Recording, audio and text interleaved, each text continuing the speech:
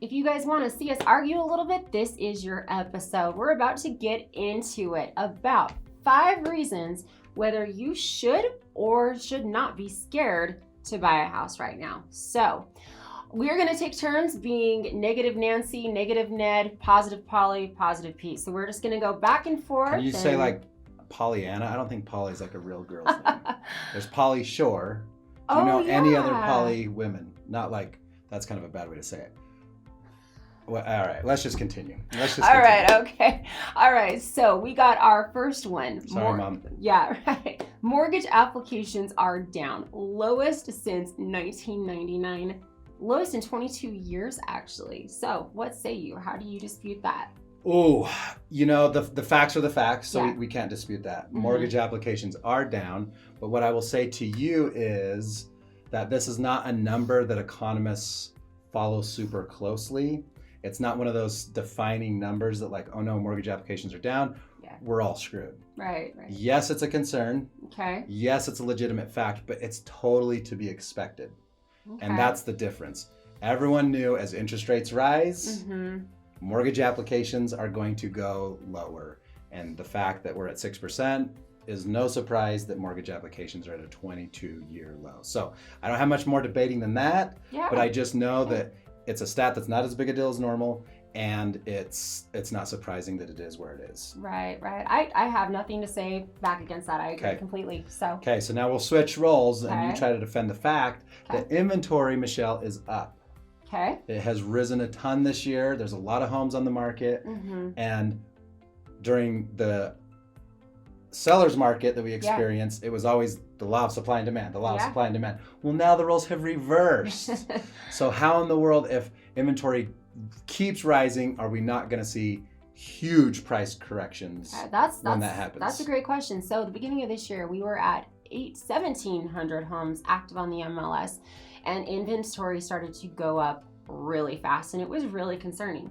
And we actually hit about the 9,000 mark it's been about a month, a little over 6 weeks now. Yeah. And it stopped rising. It has stopped rising. So that is no longer a concern. So here in Utah, it's not really rising. Correct. But it seems like as interest rates go higher, it would continue to rise. Okay. And so as the Fed keeps raising rates, it seems like more and more people are going to put their house on the market, and they're going to sit there.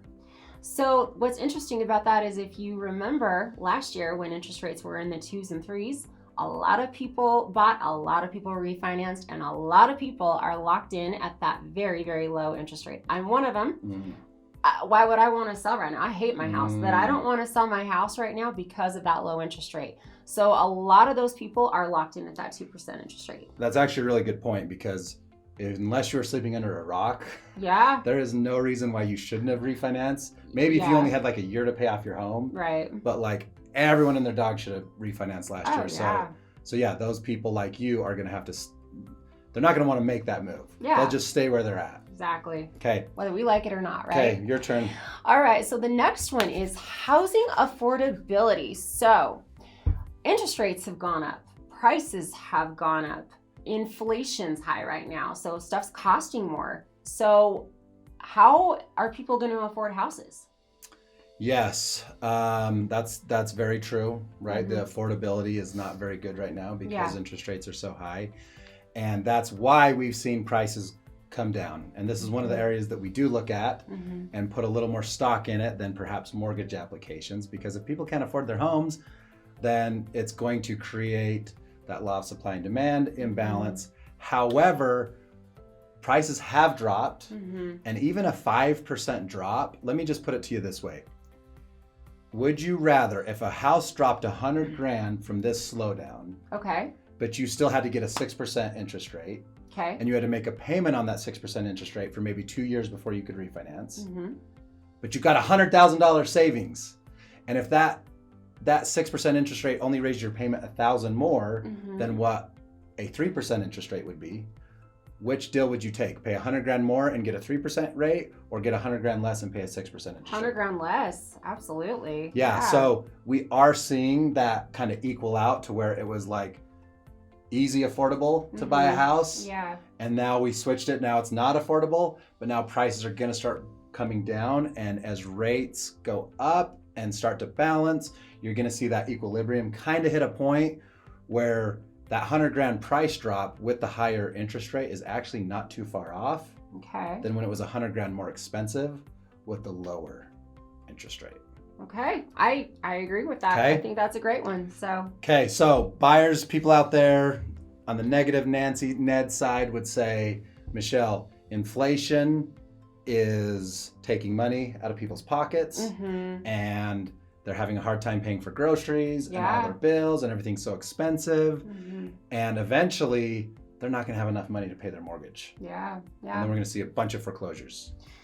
So what I would say to that is I think things have been improving somewhat. Gas prices have come down. Thank goodness. And there are signs that inflation is starting to slow. So what I have to say to that is things are improving and they're looking optimistic. Yeah. And I think if we survive this long, through the high gas prices, I know people have got to maybe they've got to drive for Uber, they've got to do a couple extra things to pay those bills.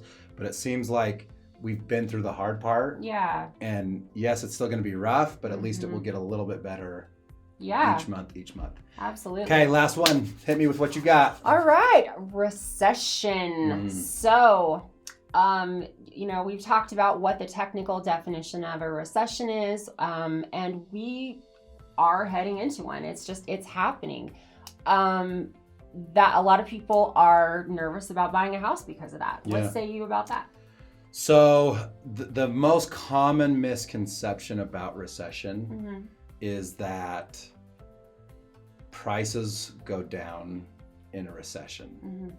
But once we officially hit recessions, what people don't realize is interest rates also go down. Yes. And so that's why out of the last 5 recessions, we've only seen prices go down twice. 2 out of the last 5, The other 3, they've gone up. And we had the great crash of 2008, right? And then in 1999, we had like a 1% dip in prices. It wasn't really a big deal. And then boom, we went back out of it. No big deal. So rates will adjust for that. So what do you have to say though if people do lose their jobs? Because if they lose their jobs, how are they going to be able to afford their house? Yes. Jobs is another one of those key indicators that we do look at.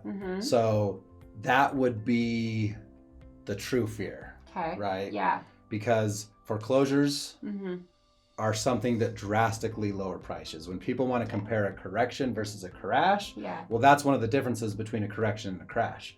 Correction, prices can go down, foreclosures still stay low, which they are. Yes. But in a crash, we have high foreclosure rates. And so if people lose their jobs, they're definitely not going to be able to afford their homes. Yeah. But what's different about now versus 2007, 8, 9 is so many more people have a ton of equity. That is very We're talking true. A ton of equity, like over 200,000 more equity than what they had in 2007. Yeah.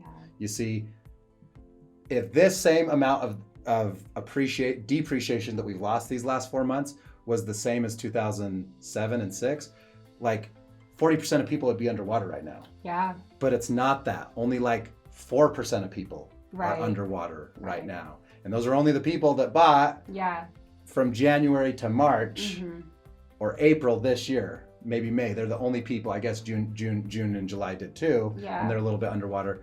But if you lose your job, you're not going to let it foreclose because you have equity to just sell it. That is back in 2007, 8, people didn't have equity, so they just let the bank take it back. They let the bank foreclose. They did short sales. And then the grass dies, they don't take care of the yard, they don't care of the house, and that causes values to fall much faster. But since we aren't going to be seeing very many of those foreclosures happen, even with job losses, I am not scared about a recession whatsoever. The most scared thing I have is like just the fear and panic of people saying like, well, maybe I shouldn't buy, and they sit on the sidelines too long. Other than that, it will have an impact, but not nearly as big an impact as what it will have on the stock market, as what it will have on other investments, but housing does great during a recession. I agree with that. You know what I want to get trending? A hashtag that says correction, not crash. Let's see if I can do it. Yes. So, but we want to hear from you guys. If you have a question, comment, make sure you drop it below, and we'll talk to you guys soon. See ya.